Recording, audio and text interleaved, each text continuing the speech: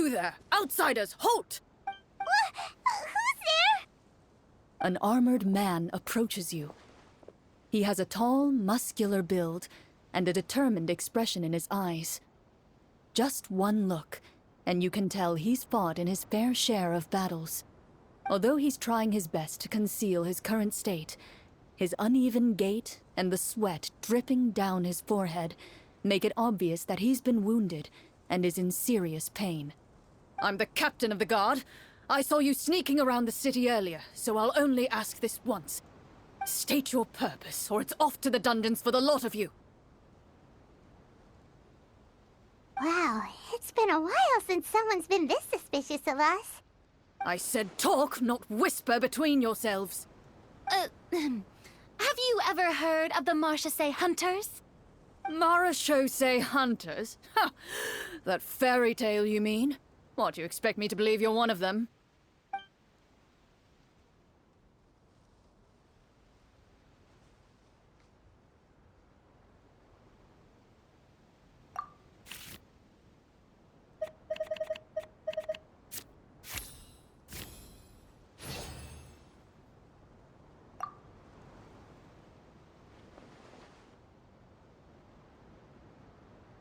Using your knowledge of medicine, you're able to deduce that the injury on his calf was a monster's doing, and the wound has already begun to fester. As you check him over, he looks at you with suspicion and retracts his injured leg further back. I'm a doctor by trade. Please, let me redress your wound. You don't have to suffer like this. The man appears somewhat disgruntled at having been exposed, but soon relents and raises his leg for you to take a better look. He allows you to apply a poultice of specialized medicine to the wound, and it appears to bring him much relief. The tension in his brow eases. All right. Guess you lot might actually be real Marachose hunters after all. In any case, you've successfully treated my wound. So, what do you want to know? Do you know where we can find the monsters, or the other guards who are fighting them? He informs you of the various locations where monsters have appeared. He looks in that general direction with a pained gaze, as if a thin, invisible thread is pulling on his wound. Some of our new recruits have never even dealt with a petty thief, and now they're out there fighting monsters. If it weren't for this cursed leg. Oh, please, sir. Don't get too worked up. You need to focus on your recovery. Just leave the monsters to us. We're Marachose hunters, after all. Hearing you say that, a glimmer of hope flashes in his eyes. But it disappears almost as quickly as it came. Those monsters aren't easy to deal with. But if you insist on going, I won't stop you either. I just hope all the guards will be able to come back to their families alive. I wish you the best of luck.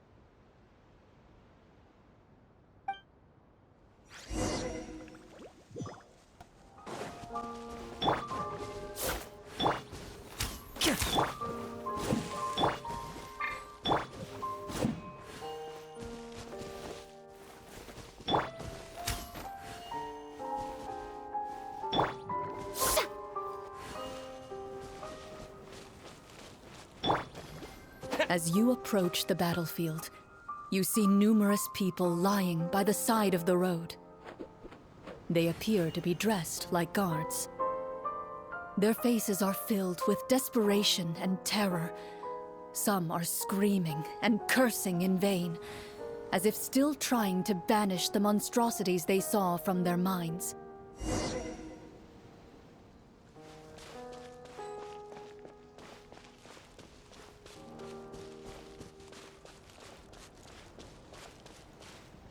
A few of the wounded look up at you in shock and disbelief. Quick, leave this place. Turn around and don't look back, they yell.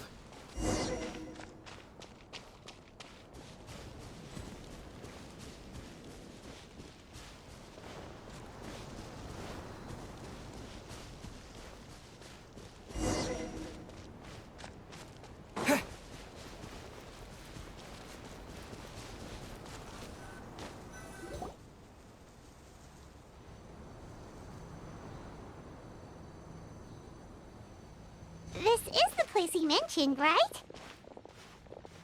You see broken iron swords scattered all around you, and downed trees riddled with terrifying claw marks. All the signs point to one thing. A truly devastating battle just took place here.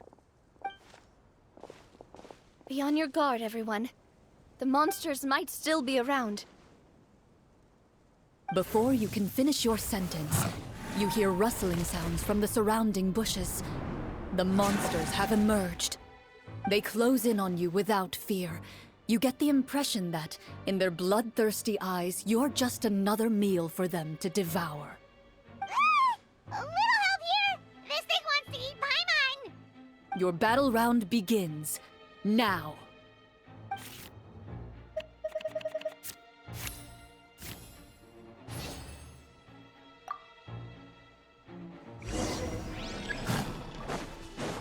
Wipe out! Let the world collide! Let's get this show on the road! The next battle round begins now.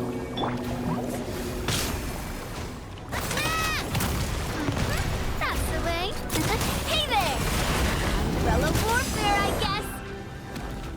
The monsters let out a terrifying roar of anger and resentment before dissipating into thin air. Ugh, thank goodness it's over. We're lucky the Marashose Hunter class came with all those preset skill points. Otherwise, we would have been in some real trouble. I never knew the Fatometer even determines the amount of damage you inflict. If you get unlucky, isn't it just game over right then and there? That's part of the fun. The uncertainty of fate is what gives these games their appeal. Just as you begin to celebrate your victory, a suspicious lump on the ground catches your attention. A suspicious lump. Wait, could it be the thing that appears after every battle? I walk up to it, crouch down, and begin to carefully examine it. I've still got my right glove on, so it should be fine for me to touch it, right? As you investigate the mound, you discover that the exposed portion appears to be made of wood. It was previously obscured by the large form of the monsters. With the monsters gone, the small protrusion now awaits your discovery, poking out of the ground like a shy flower bud. Whoa, it's a treasure chest!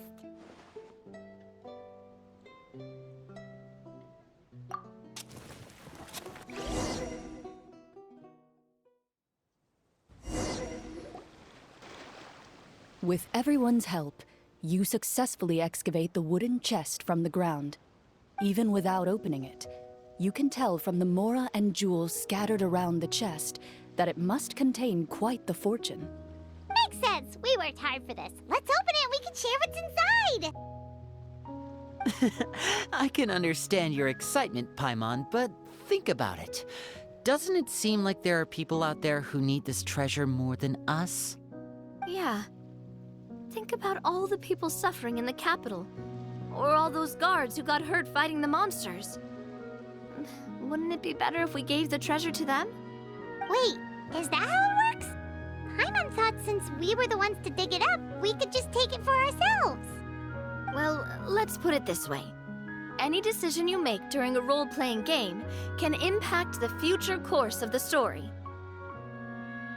But would the people really believe us? It's hard enough for us to prove we're Marshose hunters. What if they think we procured the treasure illegally? They might get even more suspicious of us. That's definitely something we should consider. Maybe we can come up with an explanation in advance. Well, if donating it could cause that much trouble, why don't we use it to buy some gear and fill up on good food? Then we'll be ready to fight even more bad guys. Looks like you're facing a difficult choice once again. Well, it's getting late. Why don't we call it a day for now? Wow, where did the time go? I'm not sure if it's because I'm having so much fun with you all, or because the story is particularly enticing, but I feel like I could almost keep going. Here, here. Ooh, how about we play through the night? I'm not sure I'll have enough energy for that. Yeah, that won't work for me either. Lynette will give me an earful if I get home too late. I understand how you feel, Navia, but we have to change venues for the next part of the story anyway. Huh? Another location? Mm-hmm. There's a special note for the GM at the end of this section that says to proceed to an indoor set for the next part of the script. Whoa, they really pulled out all the stops for this new script. Well, even if we end the game for the day, we can still stay a little longer and hear Clorinde finish her story, right? Paimon wants to hear more about the history of the hunters. Something tells me you just want to finish the free desserts before we break for the day. That's just a coincidence, okay? Besides, to Paimon, not finishing free food feels even worse than having to buy her own.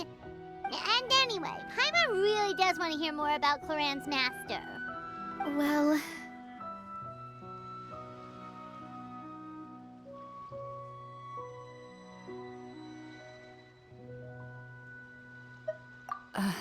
It's nothing. I appreciate the concern, but it's all in the past. It won't do any harm to share these things now.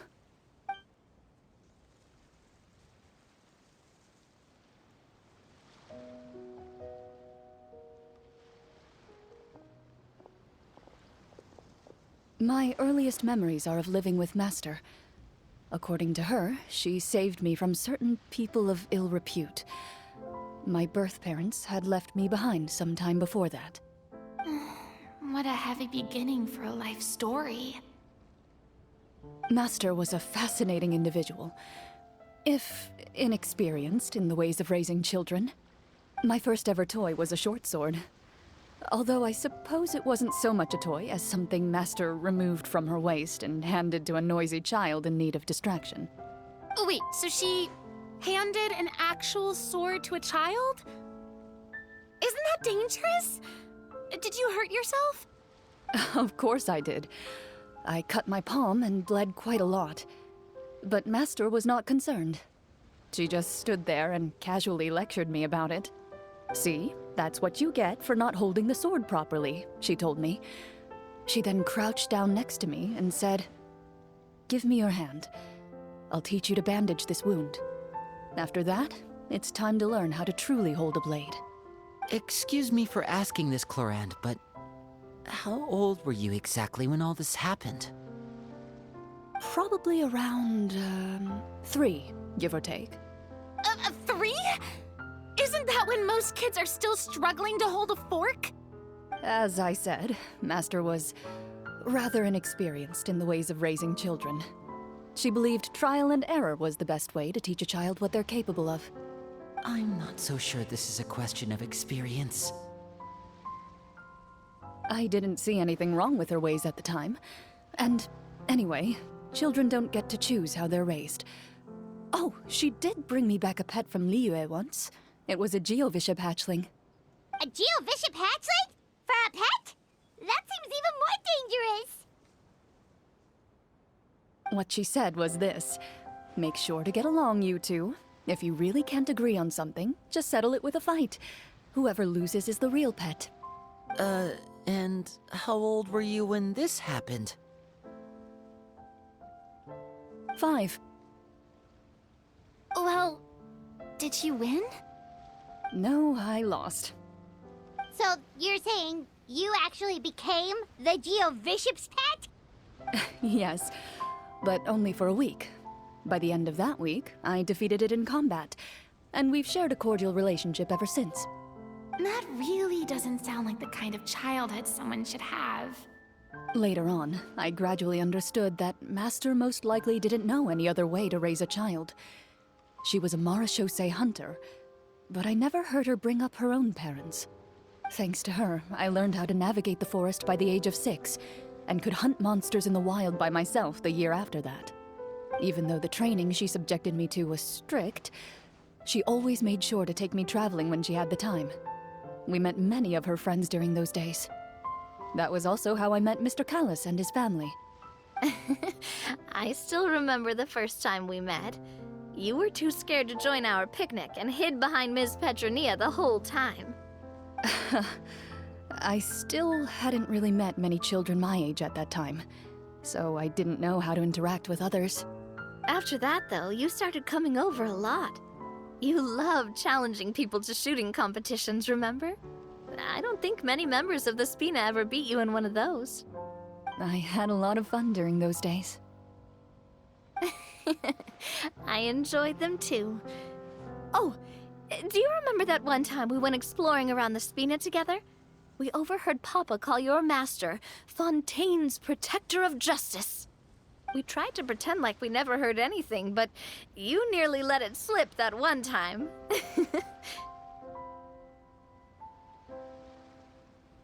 Protector of Justice? Oh, wait, you mean that vigilante hero from 20 years ago? The one who was always active at night? Yep, that would be her. She often would put on a black cloak and go out at night. I never knew where she went or what she was doing.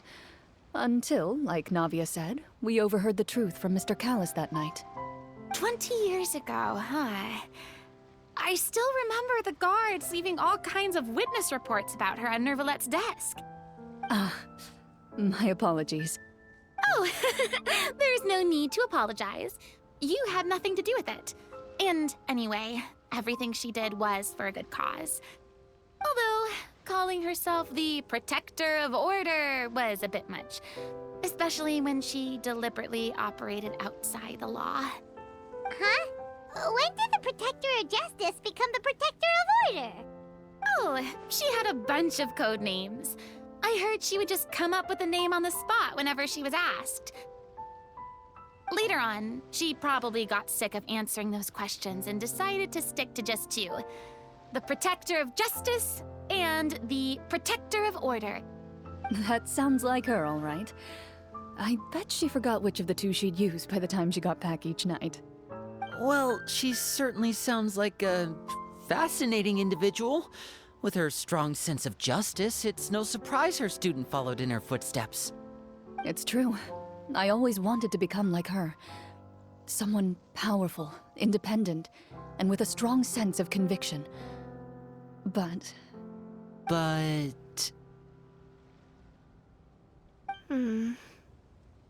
She suddenly disappeared the night I turned 10 years old. Disappeared? What happened? I have no idea. She didn't even leave a note. I was never able to find out where she went. That night, I was celebrating my birthday at Navia's house. But Master never came to pick me up.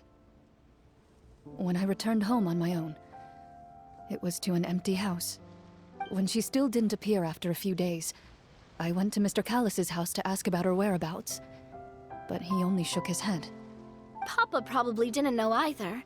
I know he sent a few people to investigate the matter in secret, but they never found any credible leads. Don't worry, I understand.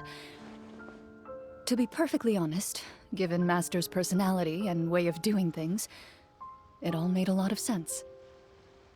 If I had to guess, I'd say she probably used it as an opportunity to force me to become independent. Just like how, when a litter of kittens reaches a certain age, the mother willingly leaves them behind. Were you upset, Clorinde?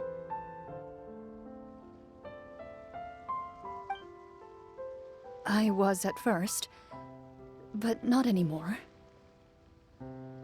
I don't believe Master would suddenly disappear for no reason. There must have been something she just had to do. Well, despite everything, you still managed to follow in her footsteps and become the greatest champion duelist in all of Fontaine. You're practically a living symbol of law and justice. I suspect my position would be far too by the books for her. Master always did whatever she pleased. But you're right. I suppose I do take after her in some ways. Who knew Clorinde had such an interesting past? I never had the chance to ask her about it before. And I wonder... if Clorinde's master were the champion duelist back then, Would that duel against Mr. Callus have gone differently? Oh no. Judging by the atmosphere, Clorinde and Navi are probably thinking something similar. The mood just got super awkward all of a sudden. Well, anyway. Would you look at the time? It's getting dark, so we should probably call it a day for real this time. If we keep talking like this, we really will be here all night. I had a great time today, Miss Clorinde. Thank you for being our GM. Anytime. The script was good, but I've got to say, your childhood stories were even better. Hey, you should tell us more about that fight against the Geo-Bishop sometime. Maybe your master was onto something. You could be right. What does she mean, onto something? I certainly don't know any 5-year-olds who want to fight a bishop in their spare time. Guess I'll head back as well. I need to save my energy if I want to continue enjoying the story tomorrow. You're that excited to hear about my fight with the bishop? I was talking about the script